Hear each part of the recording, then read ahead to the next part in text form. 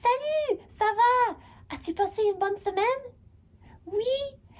Eh bien, tu sais quoi? Cette semaine, on va continuer notre leçon sur le livre d'Apocalypse qui nous parle du futur.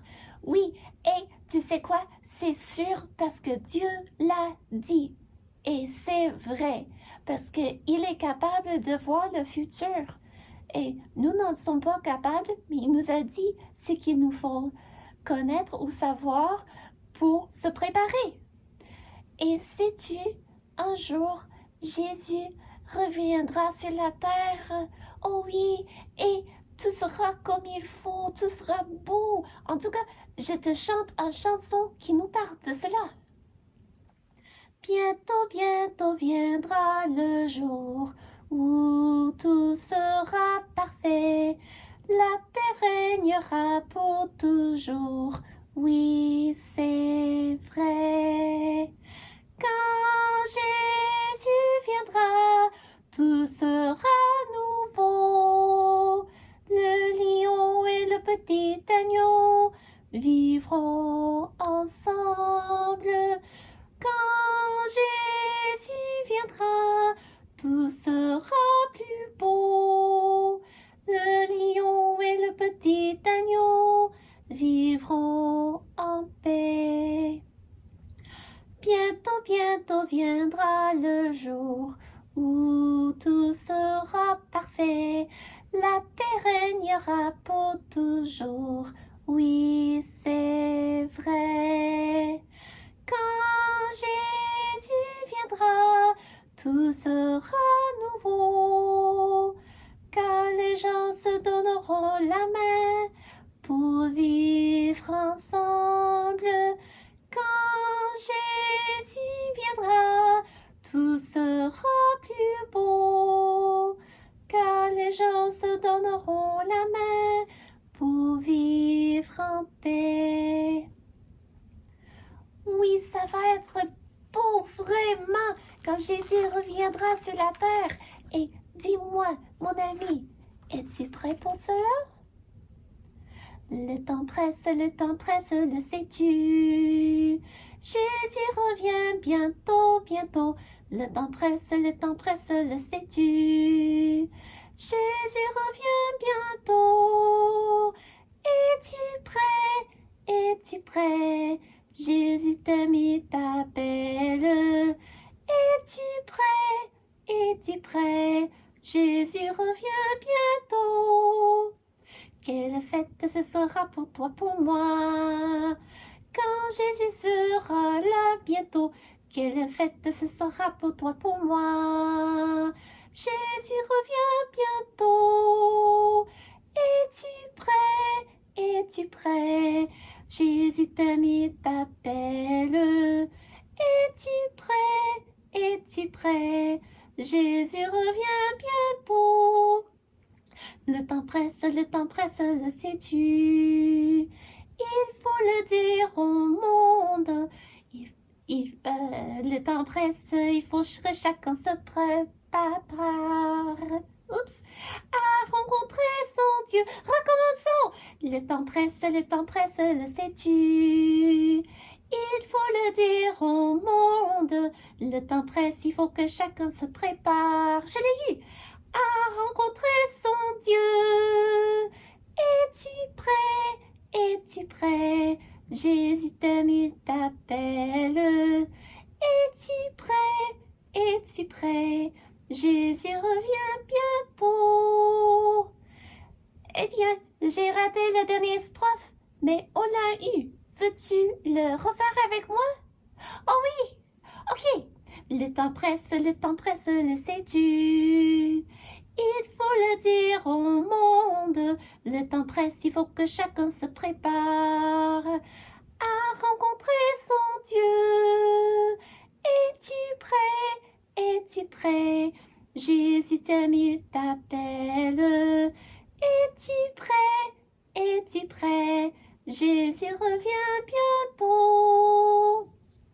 Et c'est vrai, Jésus revient bientôt et j'espère que ce sera la fête pour toi parce que j'espère que tu as fait le bon choix en acceptant Jésus comme ton sauveur. Oui, c'est le choix le plus important que tu puisses jamais faire. Et si tu as fait le bon choix et si tu as été désolé d'avoir fait du mal et as demandé pardon auprès de Dieu et tu as cru en Jésus comme ton sauveur, qu'il est mort sur la croix et ressuscité des morts, ça veut dire que tu es prêt. Tu es prêt pour qu'il revienne. Et j'espère que c'est la vérité. Parce que pour tous ceux qui ont accepté Jésus comme leur sauveur, ils vont un jour louer Dieu ensemble. Et ils vont tous chanter ses louanges. Comme le louange qui est basé sur le psaume 134. Ou du moins la mélodie vient du psautier de Genève. Mais je crois qu'on a écrit d'autres paroles. Mais quand même, c'est un chant de louange à Dieu. Gloire à Dieu notre Créateur,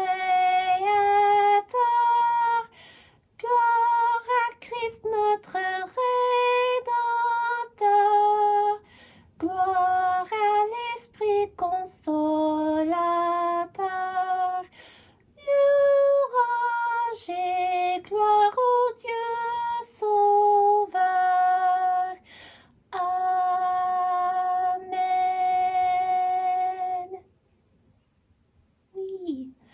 Et maintenant, nous reprenons nos places pour regarder la suite, la 12e partie de la leçon sur le livre d'Apocalypse.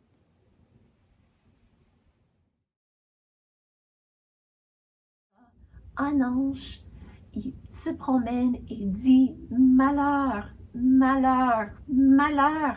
Il annonce encore des malheurs sur les gens de la terre. Et je pense que c'est la miséricorde de Dieu qui dit à l'ange d'aller se promener et dire cela. Pourquoi? Parce qu'il se peut qu'on dise, mais tout le monde qui habite sur la terre, comment connaîtront-ils la vérité de la Bible, de la parole de Dieu, si Dieu aura enlevé tous les chrétiens avant cette période de la tribulation? Il va y avoir 2 témoins à Jérusalem et tout le monde sera capable de les voir. En fait, tout le monde va les voir et entendre leur message.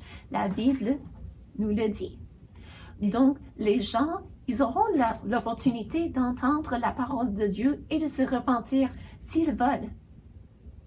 Mais comme nous avons déjà dit, Dieu ne fait pas de robots. C'est toujours le choix libre à chacun et à chacune de recevoir Dieu comme sauveur ou de le rejeter. Après que l'ange annonce les 3 malheurs qui s'en viennent, la 5e trompette va sonner. Et la Bible nous dit qu'il va sortir de l'abîme des sauterelles. Mais pas des sauterelles comme toi tu les connais ou comme moi je les connais. Ça va être des sauterelles vraiment différentes et ils vont torturer les hommes parce que Dieu va leur permettre de torturer les hommes. Et il va y en avoir probablement en masse. Ils vont torturer les hommes et les hommes vont chercher à mourir. Mais ils n'en seront pas capables. C'est tellement affreux, l'affliction des sauterelles. Mais ils ne vont pas arriver à mourir et ils vont encore subir d'autres jugements. Je tourne la page dans mes notes.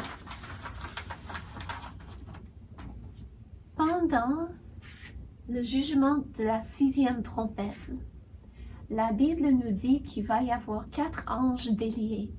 Et ces anges vont aller tuer le tiers des hommes.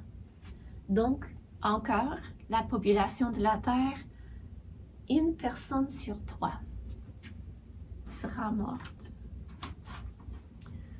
Vois-tu combien c'est dévastateur, ces jugements, qui doivent attirer l'attention des gens?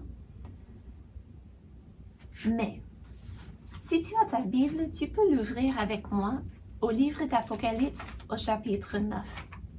Je sais que j'ai déjà dit plein de fois, mais les gens ne se repentent pas. Mais je veux que tu vois exactement la réponse des personnes à cette période-là.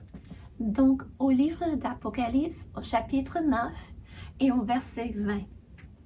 Après que ces 4 anges ont tué le tiers de la population de la terre, la Bible nous dit, les autres hommes qui ne furent pas tués par ces fléaux se sont repentis. Ah non, ce n'est pas écrit comme ça dans ta Bible? Dans la mienne non plus. Ça dit les autres hommes qui ne furent pas tués par ces fléaux ne se repentirent pas des œuvres de leurs mains. Ils ne cessèrent pas d'adorer les démons et les idoles d'or, d'argent, d'airain, de pierre et de bois, qui ne peuvent ni voir, ni entendre, ni marcher. Et ils ne se repentirent pas de leurs meurtres, ni de leurs enchantements, ni de leurs débauches, ni de leurs vols. Donc les gens ne veulent pas se repentir, se détourner des mauvaises choses qu'ils ont faites pour demander humblement pardon auprès de Dieu. Leur réponse, c'est l'endurcissement, c'est de la rébellion. Et tu sais quoi? Dans un sens, ce n'est pas surprenant, parce qu'au tout début, qu'est-ce que Dieu nous dit qu'Adam et Ève ont fait? Ils ont brisé la loi de Dieu. Il n'y avait qu'une règle dans le jardin d'Éden, et ils l'ont brisée. Et il y avait une conséquence, des conséquences, mais surtout la première morte. Donc, ces gens-là, ils sont les fils et les filles d'Adam et d'Ève, et ils continuent malgré le fait que Dieu a pourvu un moyen pour nous d'être pardonnés. Ils vont continuer dans leur rébellion, ils vont continuer à faire comme à Dieu, mettre le poing dans la face de Dieu et de dire non, nous allons faire à notre propre guise. Je vais adorer ce que je veux adorer, un Dieu de ma propre création. Je veux continuer à faire ce que je trouve qui est bien, même si tu ne le dis pas. C'est grave une telle attitude, mais sais-tu quoi? C'est l'attitude de chaque être humain qui vit, sauf ceux qui ont trouvé grâce aux yeux de Dieu et qui ont accepté le pardon que Jésus nous offre.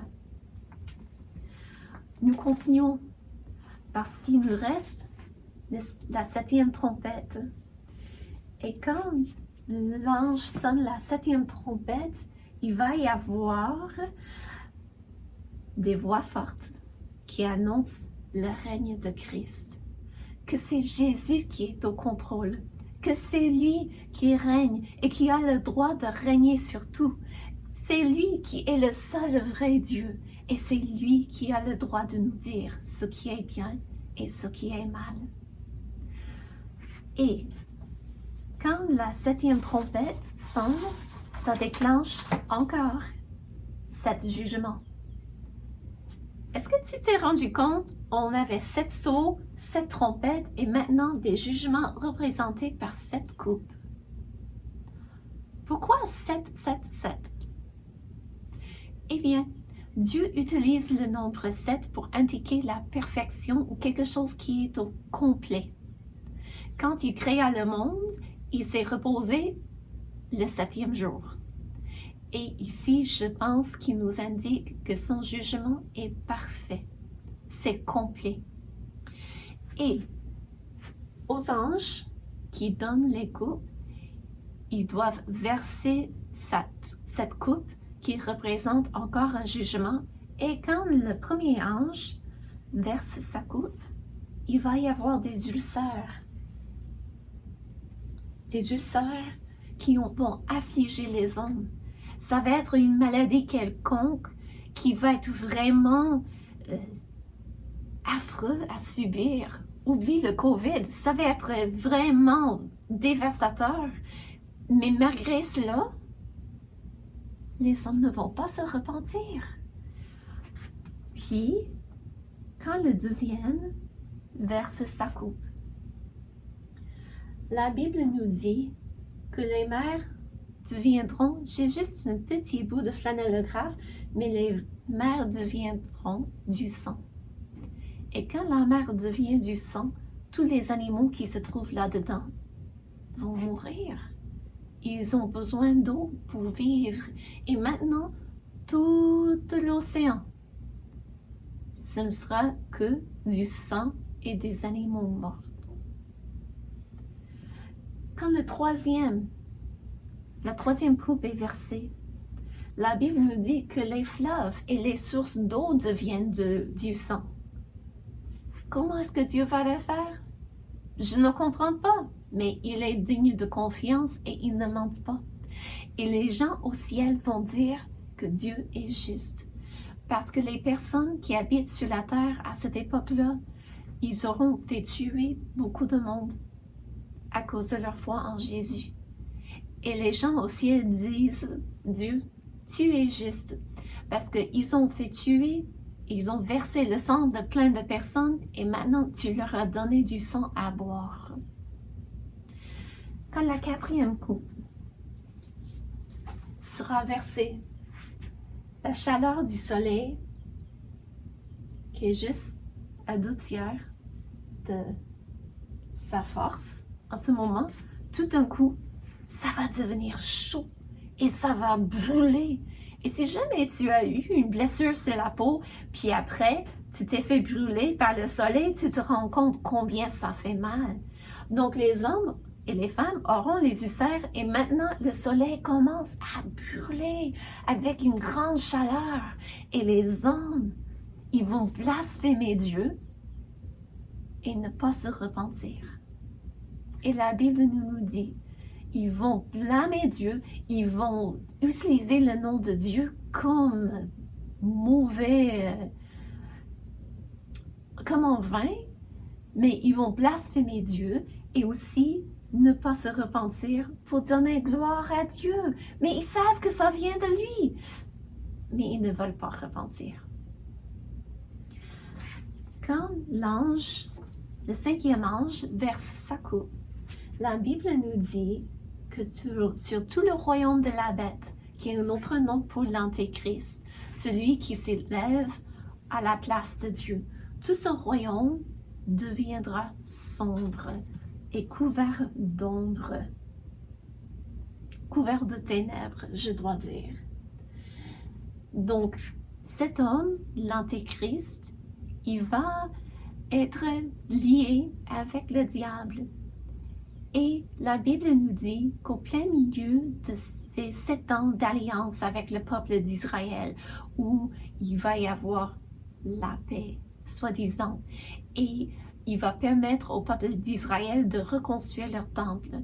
La Bible nous dit qu'au plein milieu de cela, après 3 ans et demi, lui, il va s'élever comme Dieu.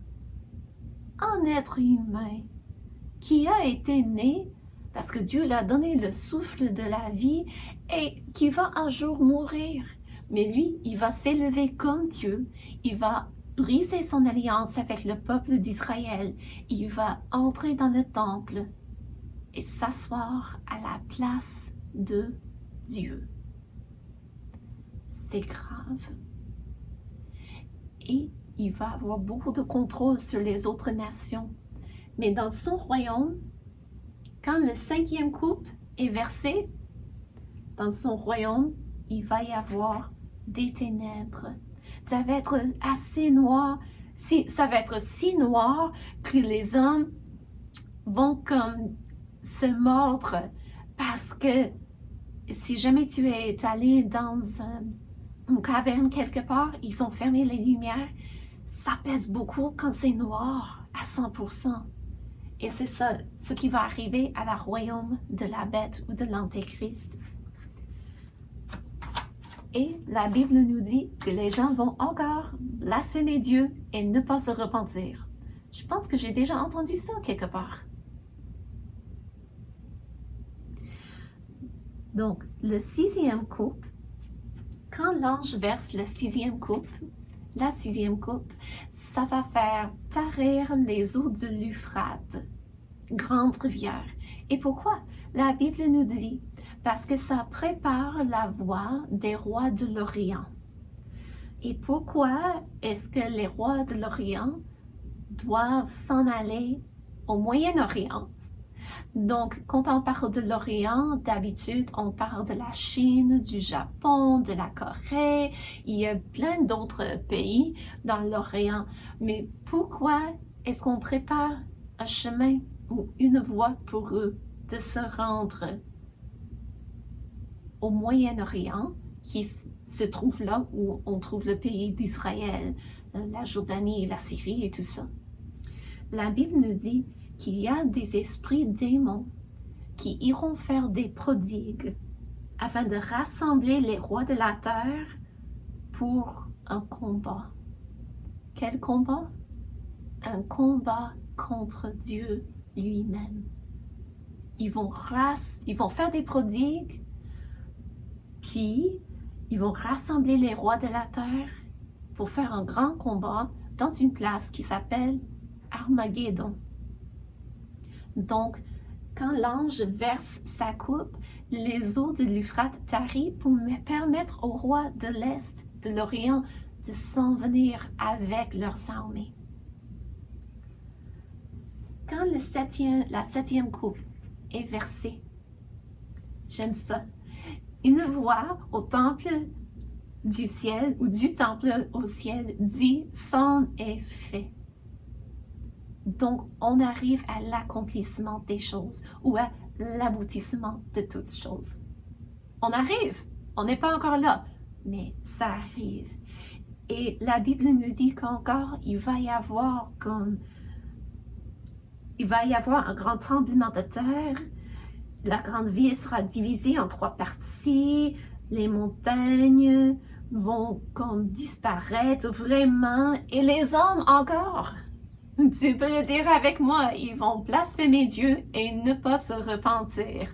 Ça se répète assez souvent parce qu'ils ne veulent pas que Dieu règne sur eux. Sais-tu, au début, le mensonge que le diable a proféré à Ève et à Adam, c'est qu'ils pouvaient être Dieu, eux-mêmes décidant ce qui est bien et ce qui est mal. Et les gens sur la terre, malgré tous les avertissements que Dieu leur aura donnés et malgré le témoignage qu'ils auront entendu, ils vont refuser, toujours en croyant au mensonge du diable, que eux, ils peuvent être Dieu. Eux, ils peuvent décider pour eux-mêmes ce qui est bien et ce qui est mal. Et avec toutes ces armées ramassées à Armageddon, pour combattre contre Dieu, Jésus revient. Il va revenir avec toutes les personnes qui sont déjà allées au ciel à cause de leur foi en Jésus. Donc, toutes les personnes déjà mortes et les personnes qui auront été enlevées pour aller au ciel, ils viendront avec Jésus. Et toute cette armée de Jésus va le suivre, mais eux, ils n'auront rien à faire que de regarder. Je dois dire que moi et les autres chrétiens n'auront rien que de regarder. Pourquoi? Parce que toutes les armées de la terre rassemblées contre Jésus, Jésus va leur tuer par l'épée de sa bouche, par sa parole. Il va dire, et tous ses ennemis vaincus. Et la Bible nous dit que Jésus va établir son royaume sur cette terre. Et il va aussi, je dois tourner la page dans mes notes, mais aussi Satan sera lié pendant ce temps. Et pendant 1000 ans, Jésus va régner sur la terre. Et tout le monde qui aurait survécu à tous ces jugements, Dieu va leur permettre de se marier, d'avoir des enfants, d'avoir des familles. Ils vont encore populer la terre. Et pendant 1000 ans, Jésus va régner. Et tout sera comme ça le doit, parce qu'il va y avoir la vraie paix. Pas la paix que les hommes nous offrent, pas la paix du monde, mais la vraie paix qui ne vient que de Jésus-Christ. À la fin, on arrive à la fin. Si ça semble long, reste là, il y a juste un petit bout à accomplir, puis nous arrivons à la fin. Je sais que c'est beaucoup, mais le livre d'Apocalypse nous dit beaucoup sur le futur. Après 1000 ans, Jésus va permettre à Satan d'être délié. Pourquoi? Je ne comprends pas. Mais la Bible nous dit que Dieu est bon et qu'il est juste, qu'il est amour. Donc, il a raison. C'est tout simplement que moi, je ne comprends pas, mais je peux lui faire confiance. Et il permet à Satan d'être délié. Il va aller séduire les nations afin de les rassembler pour faire la guerre contre Jésus. Est-ce que ça s'est déjà arrivé une fois? Oui. Est-ce que ça a marché? Non. Mais il va encore essayer de séduire les nations, faire la guerre contre Jésus. Penses-tu qu'il va gagner? Non. La Bible nous dit que là, il sera défait. Et il va subir la défaite. Et à ce moment-là, il va y avoir ce que la Bible appelle le jugement du grand trône blanc. Pourquoi? Parce que c'est la fin de tout ce qui a commencé au Genèse. C'est la fin de la possibilité pour les gens d'accepter Jésus ou de rejeter Jésus comme leur sauveur. C'est fait. On a eu le choix et maintenant c'est le temps du jugement. Tout le monde qui a refusé d'accepter le pardon que Jésus nous offre.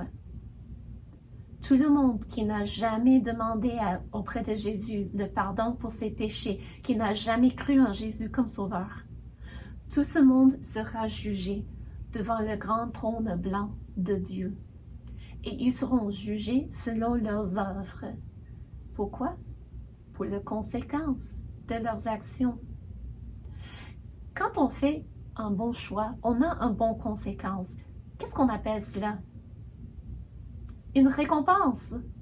Mais quand on fait un mauvais choix, on a une mauvaise conséquence. Qu'est-ce qu'on appelle cela? Une punition. Et justement, Dieu est juste. Il va punir tout le monde qui a fait du mal. Et c'est nous tous qui ont fait le mal, sauf certaines puissent trouver le pardon en Jésus et on revient à cela tantôt. Mais tout le monde qui a refusé de mettre sa confiance en Jésus comme sauveur sera jugé et sera jeté dans les temps de feu. C'est une place qui a été faite ou a été créée pour le diable et les anges qui l'ont suivi pour leur punition de s'être rebellés contre Dieu. Et tous les êtres humains qui n'ont jamais accepté Jésus comme sauveur y iront eux aussi. C'est une place de punition, de séparation d'avec Dieu pour l'éternité, à jamais. Et c'est une place de punition. Et je ne veux que personne y aille. Et Dieu ne veut non plus que personne y aille. Puis parce que ce n'est pas été créé pour les êtres humains. Ça a été créé pour le diable et ses anges. Mais Dieu est juste. Et tout le monde qui refuse Dieu, il permet de faire le choix parce qu'il ne fait pas de robot. Mais ça veut dire qu'il doit subir les conséquences de leur péché, le salaire du péché, qui est la mort. Et la Bible nous dit que ceux qui iront dans les temps de feu, ça c'est la seconde mort. Donc la première mort, c'est la séparation du corps de l'âme, mais la seconde mort, c'est la séparation d'avec Dieu pour l'éternité. Mais il se peut que tu te dis, mais si Dieu envoie Satan et ceux qui l'ont suivi, incluant l'Antéchrist, et tout le monde qui auront rejeté Dieu, si Dieu leur envoie dans les temps de feu, qu'est-ce qui arrive aux personnes qui ont accepté Jésus comme sauveur, qui ont fait le bon choix et donc doivent avoir les bonnes conséquences, la récompense? Qu'est-ce qui leur arrive? Je suis contente que tu me l'as demandé. Parce que la Bible nous dit qu'il va y avoir un nouveau ciel, des nouveaux cieux, je vais lire, un nouveau ciel, une nouvelle terre et une grande ville qui s'appelle la Nouvelle Jérusalem. Et là, c'est une place où les gens, les êtres humains vont voir Dieu face à face et ils vont servir Dieu. Et écoute ce que la Bible dit. au sujet de la vie de tout le monde qui habite dans la nouvelle Jérusalem. Dieu sera avec les hommes. Lui-même, il essuiera toute larme. La mort ne sera plus, et il n'y aura ni deuil, ni cri, ni douleur. Pas ces mauvaises choses, pas du tout, parce que tout sera rétabli comme Dieu l'a créé au début, ou peut-être même mieux que cela, je ne sais pas. Et de temps à autre, me demande, mais qu'est-ce qu'on fera dans la Nouvelle Jérusalem? Qu'est-ce qu'on va faire? Et tu sais, la Bible nous dit que nous ne pouvons même pas imaginer ce que Dieu a préparé pour ceux qui ont mis leur confiance en Jésus. Mais je connais une chose. Quand je pense, ok, mais on va chanter, il va y avoir des animaux, c'est beau, il va y avoir le trône de Dieu, accessible à tout le monde, c'est incroyable et merveilleux. Il va y avoir des arbres et des fruits et tout cela, c'est bien, mais quoi d'autre? Et quand je veux me mettre à essayer à comprendre cela, je me dis, tu sais quoi? Ce n'est pas nécessaire pour moi de connaître tous les détails. D'abord parce que Dieu ne m'en a pas donné, mais aussi, pour moi, j'explique l'éternité un peu comme ceci. À un moment donné, je me trouvais chez des amis. C'était un jeune couple qui n'avait pas beaucoup dans ce monde, mais ils s'aimaient. Ils venaient de se marier l'année avant, je pense. Et quand ils avaient terminé leur travail pendant la journée, et moi, je restais quelques jours chez eux, mais aussi, je voulais faire de quoi pour leur aider. Mais quand les travaux ont été terminés, on soupait, puis après, on disait, si on fait un jeu de société. Bon. Il n'en avait que 2. Et d'habitude, on choisissait le skippo. Donc, on sortait le jeu, puis on jouait, on placotait, ils me racontaient des histoires, je leur racontais des histoires. J'avais déjà entendu leurs histoires, ils avaient déjà entendu mes histoires, mais on aimait quand même faire le jeu. Et après avoir terminé une partie, on se disait, si on recommence? Et l'importance n'était pas ce qu'on était en train de faire. C'était le même jeu, soirée après soirée après soirée. C'était toujours le même jeu et toujours les mêmes histoires. Mais l'important, c'était que nous étions ensemble. Et quand je devais leur quitter après la fin de mes vacances, je me disais, le ciel doit être un peu comme cela. Peu importe ce que je ferai dans la nouvelle Jérusalem, ce que sera important, c'est que je serai avec Jésus. Et c'est assez. Il est mon meilleur ami et je serai avec lui. Et il va essuyer toutes mes larmes. Et il n'y aura ni douleur, ni cri, ni pleurs. Ce sera magnifique, vraiment. Et écoute avec moi ce que la Bible nous dit vers la fin du livre. Au chapitre 22 et au verset 16. C'est presque à la toute fin du livre. Jésus nous dit, « Moi, Jésus, j'ai envoyé mon ange pour vous attester ces choses dans les églises. » Jésus nous a donné cela pour nous aider à comprendre. Il dit, je suis le rejeton et la postérité de David, l'étoile brillante du matin. Et il se peut que tu ne comprends pas tout à fait tout ce que ça veut dire, le rejeton et la postérité de David, mais ce n'est pas grave. Ce que tu peux comprendre, c'est que c'est Jésus qui dit cela, qui veut nous communiquer cela, et plus que tu lis la Bible et tu le relis et relire, tu vas en apprendre plus au sujet de la prophétie et du futur que Dieu nous a révélé. Donc, ne te décourage pas, continue à lire. Puis, au verset 17, la Bible nous dit, et l'Esprit de Dieu, et l'épouse disent, viens. Et que celui qui entend dise, viens. et que celui qui a soif vienne, que celui qui veut prenne de l'eau de la vie gratuitement. L'Esprit de Dieu nous dit, viens, accepte mon pardon, accepte le salut que je t'offre pour que tu puisses aller à la Nouvelle Jérusalem un jour vivre avec moi. Il dit, viens. Puis, ceux qui entendent, ceux qui font attention à ce que la Bible dit, eux aussi, ils vont dire, viens. C'est ce que je dis à toi aujourd'hui. Viens, accepter le pardon que Jésus t'offre. Et la Bible dit que celui qui veut prenne de l'eau de la vie gratuitement. Ça ne te coûte rien. Mais la Bible dit que tu dois vouloir et prendre. Vouloir en disant, je reconnais que j'ai fait des mauvaises choses et que j'ai besoin de l'aide de Dieu pour trouver le pardon, pour satisfaire la justice de Dieu, parce que Jésus a satisfait la justice de Dieu en mourant sur la croix pour moi et puis en ressuscitant des morts.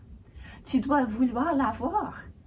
Mais vouloir avoir quelque chose, c'est beau et c'est bien, c'est le premier pas. Mais tu dois aussi prendre. Et d'habitude, quand on veut prendre ou accepter le salut que Jésus nous offre, d'habitude les gens prient. Ils disent à Dieu qu'ils reconnaissent qu'ils ont fait de mauvaises choses, qu'ils ont mérité une punition pour cela et qu'ils reconnaissent que Jésus s'est offert à leur place sur la croix et qu'il est ressuscité des morts. Et ils expriment maintenant, je veux croire en toi, Jésus, comme mon sauveur. Et si jamais tu l'as fait, la Bible dit que ta destination finale, ce n'est pas tous ces jugements, d'avoir à subir ces jugements, mais c'est le ciel et la nouvelle Jérusalem. Et ce que je trouve qui est magnifique, c'est que Jésus nous dit qu'il y a une place. Dans la nouvelle Jérusalem, il y a une place pour chacun et pour chacune qui a mis sa confiance en Jésus comme sauveur. Et chaque place est préparée par lui-même pour la personne. Je ne connais pas tous les détails parce que tout ce que Jésus nous a dit, c'est que c'est une place préparée par lui pour nous au ciel. Mais tu sais quoi? Je suis tellement contente que Jésus m'a permis à comprendre mon besoin et d'accepter Jésus comme mon sauveur quand je n'étais qu'une jeune fille. Et ça veut dire que j'ai une réservation au ciel, une place que Jésus a préparée pour moi-même. Et ce qu'on fera là, je ne sais pas. Peut-être qu'on va chanter, peut-être qu'on va jouer, peut-être qu'on va travailler, faire d'autres choses, mais c'est une place préparée uniquement pour moi.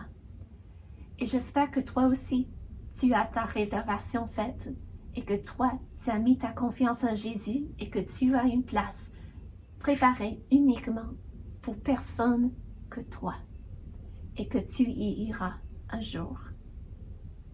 Et l'invitation est ouverte. J'aimerais bien que tu viennes me voir quand nous serons là et nous pouvons louer Jésus ensemble pour tout ce qu'il a fait pour nous. Donc, n'oublie pas, tu es bien invité.